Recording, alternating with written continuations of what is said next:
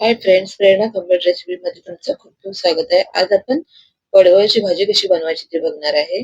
पडवळ मध्ये फायबर पण खूप असतं किंवा मधुमेहाला पण नियंत्रित ठेवते. हृदयरोग यासारख्या आजारावर पण ही उपयुक्त अशी भाजी आहे. बरीच लोक पडवळची भाजी खायचा कंटाळा करतात. म्हणजे काही लोकांना ही भाजी आवडतच नाहीये. तर आज आपण अशी भाजी करणार आहे की न खाणारे लोक पण आवडीने खातील. अशी आपण आज पडवळची भाजी कशी बनवायची ते बघणार आहे. तर इथे आपण असे पडवळचे असे तुकडे तुकडे करून घेतलेले आहे. तुम्ही सलग असं मध्ये चिरून सुद्धा ही भाजी बनवू शकता. तर असे आपण हे तुकडे करून घेतलेले आणि आता मधला जो पांढरा भाग आहे ना, तो आपण सगळा काढून घेणार आहोत. एकदम या बिया कोवळ्या असतात, सगळे असं काढून घ्यायचंय यातलं. या अशा प्रकारे आपण असं पोकळ एकदम करून घ्यायचंय. तर असेच आपण हे सगळे असे काढून घेणार आहोत आता. तुम्ही मध्ये असं पडवळ कापून सुद्धा त्याच्यातलं हे हाताने सुद्धा हे सहज निघतं. तर असं आपण हे सगळं हे काढून घेतलेलं आहे. तर हे आपण टाकून देणार आहोत. आता पडवळ असं बारीक बारीक आता आपण हे चिरून घेणार आहोत. तुम्ही ही पडवळ गोल सुद्धा चिरून अशी भाजी करू शकता. आता हे मी असे मध्ये मध्ये असे तुकडे करून ही भाजी आता चिरून घेणार आहे. अशी बारीक चिरून घ्यायची. ही भाजी खायला खूप चविष्ट अशी लागते आणि करायला पण खूप वेळ लागत नाही. अशी साध्या पद्धतीने आपण ही भाजी केलेली आहे. खूप पौष्टिक अशी आहे. तुम्ही लहान मुलांना वगैरे करून देऊ शकता. त्याच्यामध्ये फायबर, कॅल्शियम वगैरे खूप प्रमाणात असतं. त्यामुळे अधून-मधून या अशा भाज्या वगैरे करून खायला काहीच हरकत नाहीये. तर आता आपण ही अशी बारीक सगळे चिरून घेतलेली आहे. तर आता एका ताटामध्ये आपण ही काढून घेऊ आणि थोडंसं असं मीठ टाकून आपण ही आता भाजी चुरून घेणार आहोत.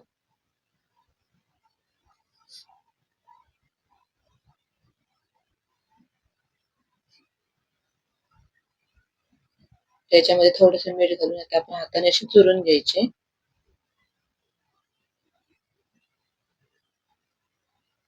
म्हणजे ज्यातला जो तुरटपणा वगैरे आहे ना, तो कमी होतो. तुम्ही मीठ टाकून थोडा वेळ भाजी 15-20 मिनिटं बाजूला ठेवला तरी पण चालेल. म्हणजे त्याला व्यवस्थित असे पाणी सुटतं. तर असं आपण कारलं कसं चुरून घेतो तशा प्रकारे आपल्याला हे असं हाताने असं चुरून घ्यायचं. म्हणजे त्यातला तुरटपणा थोडासा कमी होईल. त्याच्यातलं आपण असं पाणी काढून घेणार आहोत.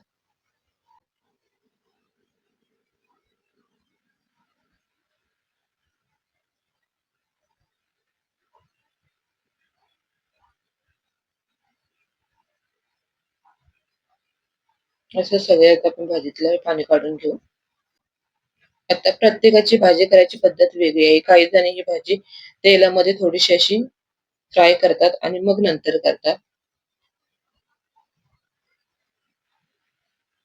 तर अशा प्रकारे आपण ही सगळी पिळून घेतलेली आहे भाजी.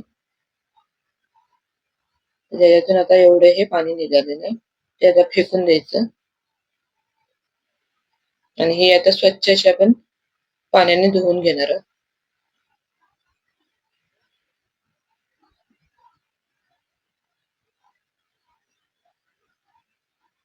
व्यवस्थित अशी धुवून घ्यायची आणि ह्याच्यातलं पाणी सगळं काढून घ्यायचं.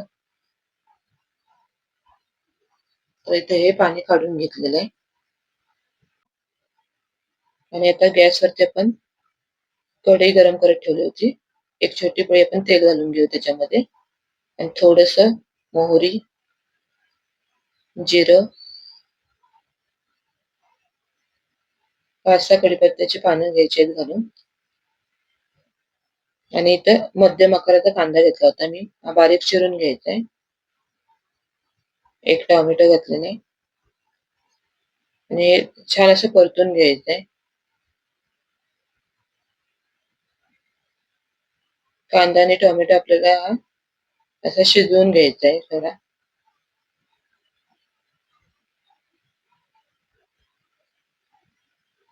त्यामध्ये मी आता ही हिरवी मिरची घालून घेतलेली आहे.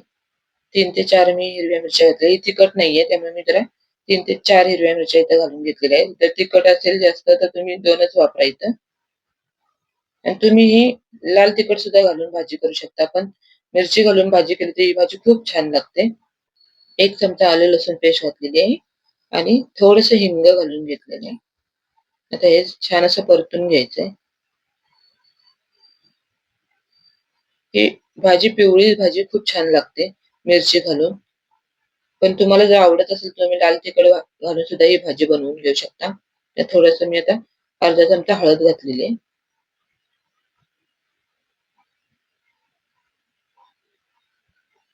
आणि आता इथं मी ही चणा डाळ 1 तास भिजत घातली होती. आता याच्यातलं पाणी काढून घेऊ आणि हे आता त्याच्यामध्ये घालून घेऊ. तर ही भाजी करायच्या अगोदर आपण अर्धा ते 1 तास ही डाळ भिजत ठेवलेली होती. आता ही छान अशी परतून घेऊ त्याच्यामध्ये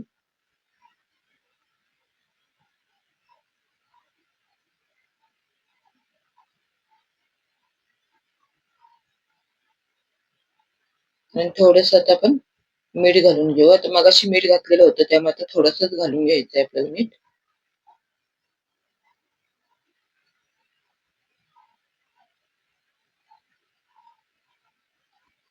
आणि त्यामध्ये आता आपण ही भाजी घालून घेणार आहोत.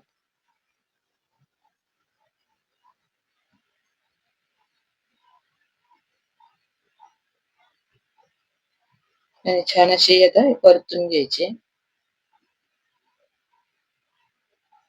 तुम्ही ही डाळ सुद्धा न घालता ही भाजी केलात तरी पण छान लागते भाजी. तर इथं आता छान अशी ही भाजी परतून घेतलेली आहे. तर तुम्हाला वाटलं तर थोडंसं पाणी असं हाताने शिंपडा जरासं. पण इथं मी पाणी अजिबात घातलेलं नाही त्याच्यामध्ये. असं झाकण ठेवून वरती असं ताटावरती असं पाणी घालून घ्यायचंय म्हणजे छान असं वाफेवरची ही भाजी शिजते. जर गरज पडलीच तरच तुम्ही याच्यामध्ये थोडंसं पाणी घालून घ्या.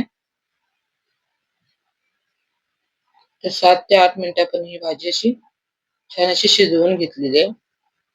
आणि बघू शकता कशी छान अशी ही भाजी शिजलेली आहे.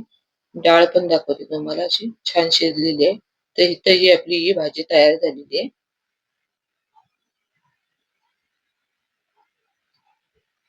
त्यात थोडीशी वरून आपण कोथिंबीर घालून घेऊ आणि छान अशी परतून घेऊ. तर इथं ही आपली पडवळाची भाजी तयार झालेली आहे. एकदम सोप्या पद्धतीने ही भाजी आपण बनवलेली आहे. याच्यामध्ये फायबर असतं, कॅल्शियम पण भरपूर असतं. या भाजीमुळे मधुमेह नियंत्रित राहतो. हृदयरोग यासारखे आजार पण ही उपयुक्त अशी भाजी आहे. त्यामुळे ही आवर्जून अशी भाजी करून खायची. अशा भाज्या ह्या अधून-मधून तरी आवर्जून करून खायच्या आहेत. ही भाजी तुम्ही कशाबरोबर सुद्धा खाऊ शकता. तर अशा प्रकारे ही भाजी तुम्ही नक्की करून बघा. रेसिपी आवडली असल्यास नक्की लाईक करा, शेअर करा आणि सबस्क्राईब करायला विसरू नका. भेटू पुन्हा अशाच नवीन रेसिपींसोबत. तोपर्यंत टेक केअर. Bye bye.